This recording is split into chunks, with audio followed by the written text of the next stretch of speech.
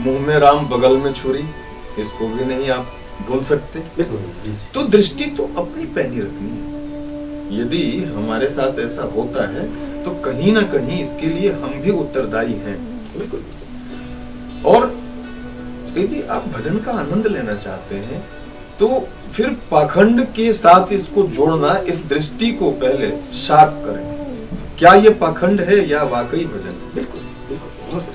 दिल के अंदर उसे डालें। कैसे? किसी भी भजन को हम एक मात्र जो है अभी श्री राधे के चरणों में पहुंच जाए, उनके चरणों में जाके। और मुझे उम्मीद है हमारे दर्शकों को एक वो जानकारी अब मिलने वाली है महाराज जी के मुखार बिंदु से कि आप कैसे ये अंतर स्पष्ट कर पाए कि पाखंड क्या है और असलियत क्या है।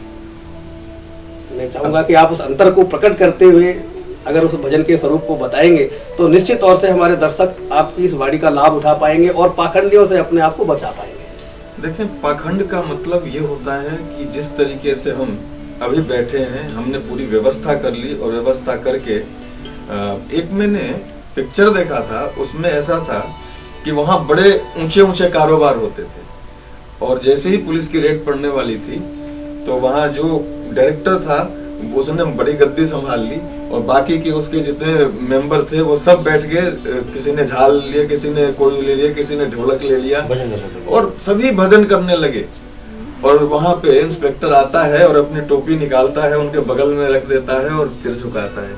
जैसे सिर झुकाता है तो उसकी छाया में, ओट में, वो उनके आगे ही ऐसे करके सिर झुकाता है और उस ओट में नोट की गड्डी उठाई, उनके टोपी के अंदर डाल दी और उन्होंने अपना कैप फिर से पहना जिसके अंदर लाखों रुपए भरे थे। तो पाखंड, बिल्कुल सही कहा है आपने। आपका प्रश्न मुझे समझ में आया कि ये लोगों का जानना जरूरी है कि हमें देखना है कि कैसे हम बचें। बिल्कुल। लेकिन आपका मन, आप देखें, क्या आप अकेले हैं? यदि आप अकेले हैं तो आप अकेले नहीं हैं। आप ध्यान करें, आंख बंद कर दें और ध्यान से देखें कि राधे राधे राधे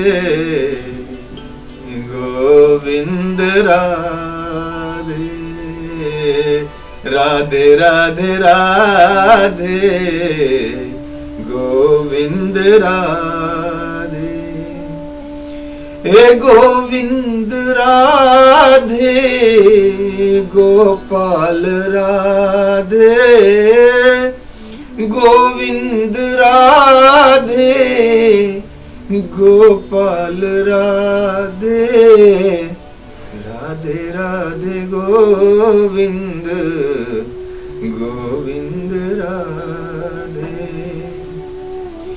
अब यदि आप दुखी हैं तो अपने भाव को आपके गायन में, भजन में भी कहीं ना कहीं इसका समन्वय दिखेगा। और यही भजन यदि आप ऐसे गाते हैं, राधे राधे राधे गोविंद राधे, यहां लगता है कुछ बनावट है, कुछ सुनी हुई बात है, दिल से नहीं आ रही है। दिल से, भजन का दिल से उठना बहुत जरूरी है। और जब तक ये दिल से न उठे तब तक समझें कि ये अधूरा है, इसका कोई भाव नहीं है, यहाँ भगवान नहीं है, यहाँ वाकई एक बनावट है और बनावट ही पाखंड। बहुत अच्छा।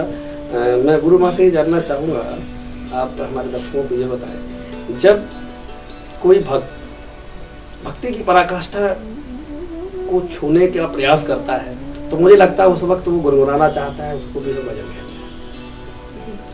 हैं। एक कोई ऐसी खूबसूरत प्रकृति की वो चीज जो किसी के मन के तारों को झंझना देती है और सीधे सीधे उसको उसके प्रभु से जोड़ देती है, तो समझते हैं वहां भी एक भजन होता है। तो जिस तरीके से आप अर्जी माँ के चरणों में लगाते हैं, उस वक्त भी एक अवस्था होती है भक्त की, और भक्ति की एक अपनी ऊपर आकाष्ठा होती है कि माँ कृपा करके अपने उस भक्त के ऊपर, जिसके माध्यम से वो जो मन का रोगी है या कोई भी समस्या है, उस भक्त के जरिए एक भक्त को उसका प्रताप देते हुए कि ये मैं नहीं, ये हमारा भक्त कर रहा है, जबकि सब माँ कर रही है। तो उस भजन को आप कैसे चित्रित करना चाहेंगे? अगर कोई दो लाइन आप सुनाना चाहें हमारे दर्शकों को, हमें अच्छा लगेगा। देखिए, ये मेरे यहाँ दरबार में जब भक्त आते हैं तो वो कहते हैं कि गुरु माँ आज हमें इतना समय बीत गया, इतनी उम्र हमारी बीत गई भजन करते हुए, मगर हमें शांति नहीं मिलती। तो मैंने उनसे पूछा कि आप भजन को क्या कहते हैं, मतलब किस चीज को आप भजन कहते हैं, आप भजन किस तरीके से करते हैं।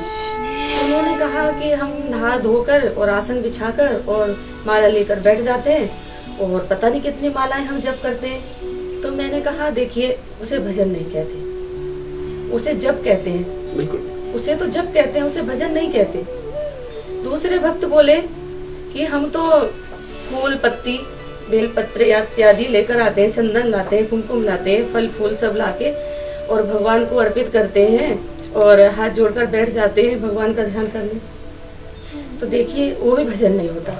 मैंने उनको कहा ये भजन नहीं होता, इसे तो आप पूजा कह लो, आराधना कह लो, कुछ भी कह सकते हैं, भजन नहीं होता।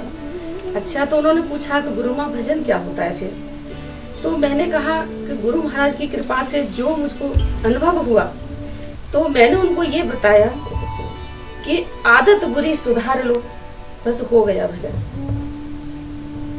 जो आदत है हमारे अंदर बुरी, उन आदतों को यदि सुधार लिया जाए तो बस हो गया भजन।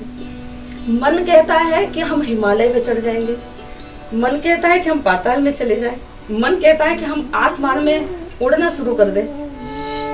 तो ये भजन नहीं है। इसी को ये कहते हैं कि मन की तरंगे मार लो, बस हो गया भजन। तो उस मन की तरंगों को आप मार लीजिए, समझाइए मन को कि ये भजन नहीं है। तुम बिन हवाई जहाज के आप उड़ नहीं सकते हवा में, हवाई जहाज का सहारा आपको लेना ही पड़ेगा। ऐसे ही हमारे जब दरबार में आते हैं भक्त, तो हम उनसे कहते हैं कि देखिए, माध्यम तो हम हैं मगर करने वाली तो माँ है। माँ ही करती है जो, इसका अनुभव आप नहीं कर सकते, मैं कर सकती हूँ, क्योंकि मैंने जरूर किया है। माँ की कृपा का अनुभव बहुत किया है कि जब दरबार में भक्त आते हैं, मैंने आंखों से देखा है कि रोते हुए आते हैं और हंसते हुए जाते हैं। कितने लोग वहां दरबार में ऐसे आए हैं कि पैरों से चल नहीं पाते और वो कुछ समय में चलना सीख गए। कुछ लोगों के कभी आंसू ही बंद नहीं होते, उन्होंने जिंदगी में कभी खुशी का अनुभव ही नहीं किया। तो उन्होंने नहीं जाना कि भजन क्या है, आराधना क्या है, पूजा क्या है। यदि दरबार में आए और उनको माँ का साक्षात्कार, माँ की कृपा कर साक्षात्कार करवाया, तो उन्होंने जाना कि वाकई ये भजन है। एक बार श्री नारद जी ने भगवान से ये पूछा कि हे प्रभु, आपकी प्राप्ति किस तरीके से होती है, आपकी प्राप्ति किस तरीके से होती है? क्या बहुत व्रत करने से आपकी प्राप्ति होती है? लोग एकादशी का व्रत करते हैं, निर्जला एकादशी व्रत करते हैं, तो क्या आपकी प्राप्ति होती है? तो प्रभु ने कहा बिल्कुल नहीं, आप सारे दिन भूखे मर जाइए, जीवन भर भूखे रहिए, तो भी मुझे नहीं पा सकते। तो प्रभु, क्या आप परिक्रमा करने से आपकी प्राप्ति होती है? लोग गोवर्धन की परिक्रमा करने के लिए जाते हैं, 84 कोस की परिक्रमा करते हैं, तो क्या आपकी परिक्रमा करने से प्राप्ति होती है? बिल्कुल नहीं, घूम घूम कर मर जाओगे, तो भी मेरी प्राप्ति नहीं होती। तो प्रभु, आपकी प्राप्ति किस तरीके से होती है फिर?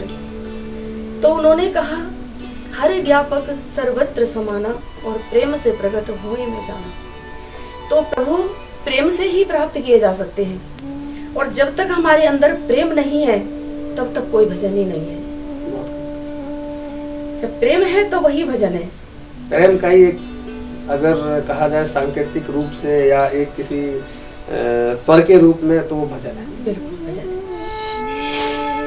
तो भजन तो आपको उड़ाता भी है, आपको हंसाता भी है, आपको रुलाता भी है, आपकी बीमारी को भी दूर करता है। भजन एक बहुत सशक्त माध्यम है हमारे भजन के मामले में। अलग अलग चिंतकों का, साधकों का अपना अपना मत है, अपने अपने विचार हैं। और दर्शकों, आप देखते रहिए सनातन टीवी। जो घड़ी की सुइयां हमें इशारा कर रही हैं आपसे विदा लेने के लिए, हम चाहते तो नहीं है कि आपसे विदा लें। बहुत ही अच्छा ज्ञान अर्जन हो रहा था गुरु माँ हरिप्रिया जी से, हमारे सहयोगी धवन साहब से, और हमारे महाराज जी हृदय जी महाराज जी से। लेकिन घड़ी की सुइयां इशारा कर रही हैं, कल फिर मुलाकात होगी इसी समय, इसी वक्त, इसी चैनल पर, सनातन टीवी। देखते रहिए। जय श्री राम, ओम सनातन। जय